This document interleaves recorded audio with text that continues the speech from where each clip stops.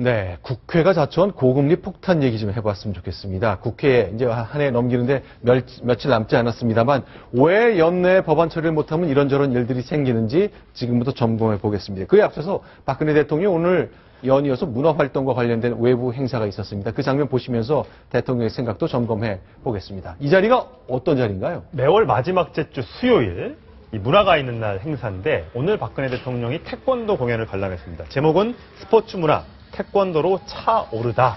여기에 이 소년소녀 과장들과 다문화 가족 등 이 소외계층 어린이들과 함께 태권도 저 공연을 본 건데 이 네. 전통 무예를 이제 좀 재해석한 현대적으로 재해석한 그런 공연이고요.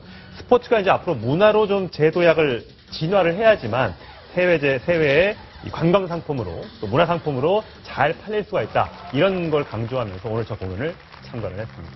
자, 저렇게 활짝 웃고 박수는 치고 있지만 대통령이 그동안 국회를 향해서 여러 가지 아쉬움을 많이 표현했거든요. 자, 대표적인 사례 한 가지를 정리해봤습니다. 오늘 아침 동아일보가 일면 머릿기사로 쓰는 바람에 저도 알게 된 일인데 네. 금리요. 우리 이제 돈 빌리시는 분들 많은데 금리 상한선을 정하는 법이 있는데 그 법이 연말이 되면 사라집니까? 바로 대부업법인데요. 네. 지금 그 대부업체의 어떤 대출 금리 최대 한선을 지금은 34.9%로 이제 제한을 하고 있는데요. 네. 일단은 여야가 합의는 했습니다. 그래서 그 최고 금리 기준을 27.9%로 상한선을 낮추는데 합의를 했는데 네. 문제는요, 지금 정무위 법안심사소위가 이달에 한 번도 열리지 않았다는 겁니다. 여야가 네. 합의도 해놓고 처리를 하지 않아서 지금 국회에 계류 중인데요. 문제는요, 이 대부업법이요, 내일이네요.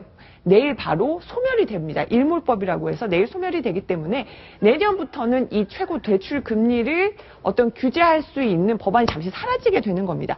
그러니까 이론상으로 하면은요, 대출 업체들이, 여러 대부 업체들이 결국은 최고 금리를 마구 올려도 제한할 근거가 사라지는 겁니다. 자, 돈을 빌릴 때 1년에 내는 최고 금리가 연 34.9% 이상은 절대 안 된다는 법이 있거든요. 네. 전에 뭐 40%, 50%씩 이라도 물고서라도 돈을 빌리고 싶은 분들이 있었는데 이 법 때문에 아주 최악의 금리까지는 아니지만 어느 선까지만 금리를 냈었는데 그 이자를 내는 선을 이만큼 낮추고 싶었지만 그것도 합의가 안 되고 처리가 안 되기 때문에 1월부터는 금리가 하늘 높은 줄 모르고 올라도 별 문제가 안 되는 거죠. 네, 그렇습니다.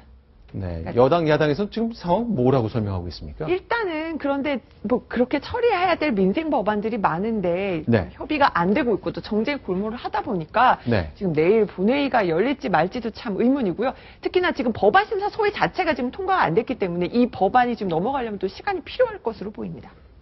자, 현재 이제 이렇게 대부업 그리고 대출 받은 분 그 잔액이요. 이제 1금융, 은행 말고 네. 2금융권, 3금융권 이런 쪽 대출 잔액이 12조 원. 그렇습니다. 오히려 1금융권 가시려면 신용 등급이 높으신 돈 많은 분들이 많이 가시는 거고요. 결국은 네. 이 그 저축은행이나 또 대부업체를 이용하는 분들도 신용 등급이 낮고 서민층이 주로 이용하는데 지금 가계비 늘어난다는 보도가 계속 많이 나오고 있잖아요. 점차 이 지금 이용 한도는 늘어나고 있는데 이 법안 통과시키지 않으면 또 가계비 대출 부담은 늘어날 것으로 보입니다.